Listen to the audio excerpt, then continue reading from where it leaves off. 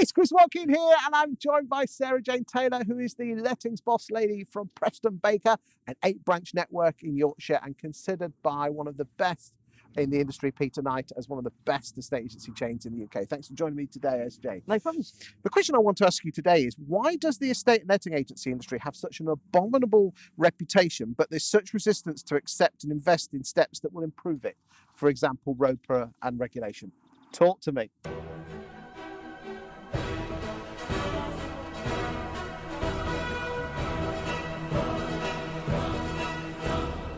Talk to you. Okay. So why does the industry have such a bad reputation? I think part of it is legacy.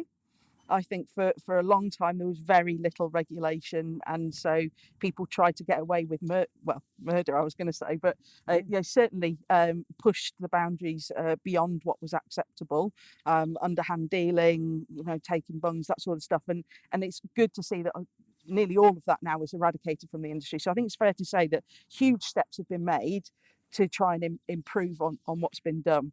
I think for a long time there was a lack of recognition of the importance of the customer and the customer's opinion. That no matter what we do as agents, the client's perception is the client's perception. If they think we've done a great job, we've done a great job. And if they think we haven't, and we must listen to that. So it's taken the industry, in my opinion, a long time to recognise the importance of that customer opinion and the importance on delivery of that service, away from just banging it on the portals and waiting for the phone to ring. That's easy. Any Tom, Dick or Harry can do that. But if you truly invest in the outcome that you want to generate for your client, you can do something different. And until more companies start to recognise that, then I think it's going to be really difficult to change that. Now, ROPA, I think, is a great way to be able to take some of those steps. And, if we take the Australia example, and I know it's not perfect. There's no perfect model. I accept that. But if you take the Australia model, they're held in much better opinion than we are, and they've had licensing over there for years. And they have to be trained before they can practice. Yeah, but ROPA's not going to whittle out the wrong ends, are they? No, you will. I don't think licensing will ever wheedle out every wrong end, because look at solicitors, for example. They've had to be qualified, they've had to be licensed for years, and we still get wrong ends in that industry. Every industry will always have its wrong ends, so it's never going to eradicate all of that. But what it will certainly do is make it a hell of a lot more difficult, and it will give a lot more control for a singular regulatory authority to make sure things are delivered to the best possible standard. We have to remember, we're doing this on behalf of the client. Why would we not want to do that? Do you think, there's a lot of people are worried that they're going to have to take exams. And again, I know it hasn't been actually stated yet, but level 4 for any bosses is quite a big ask. Mm-hmm. It's not the sort of thing you just rock up at the exam centre and take a few questions. Is it fair that estate and letting agents that have been in the business 20, 30 years have to basically take an exam to stay in the business? Is it fair?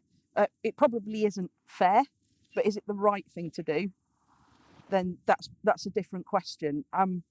Life is unfair at times, and we come across different challenges, and I'm sure that with careful thought there can be provisions made for those that have longevity of experience within the industry, and maybe to qualify for their level 4 there will be a different set of criteria that they have to pass, or a different way to demonstrate their knowledge and their understanding of law and the right way to practice the agency. Which is an exam, isn't it?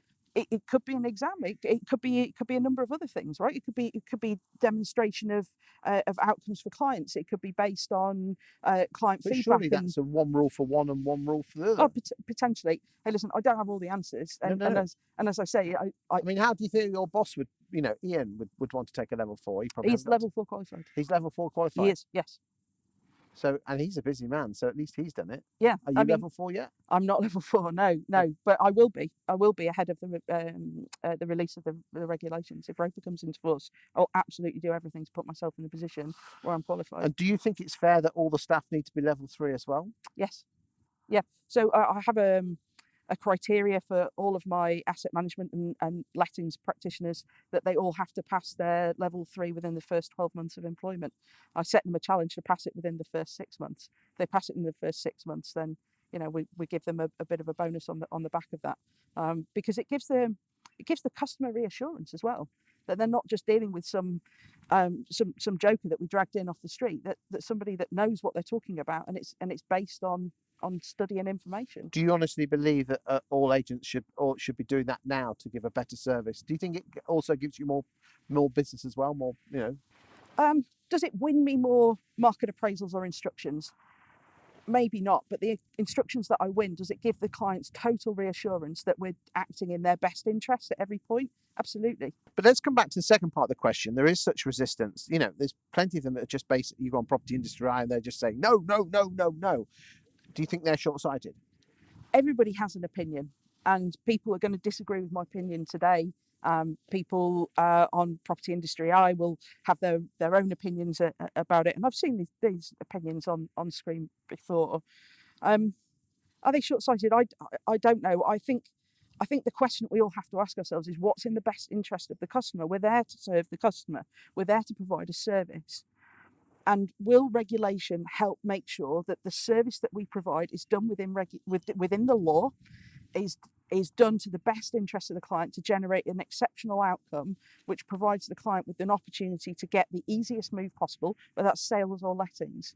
Now, will it fix all of it? No. Will there still be problems? Yes. But will it help reassure the customer that they're getting the best experience? Yes, I think it will. And so whether they're short-sighted, long-sighted or wrong-sighted, it doesn't matter. The point is we have to think about what's best for the customer. Absolutely spot on. Thank you for your time today. Thanks, Chris.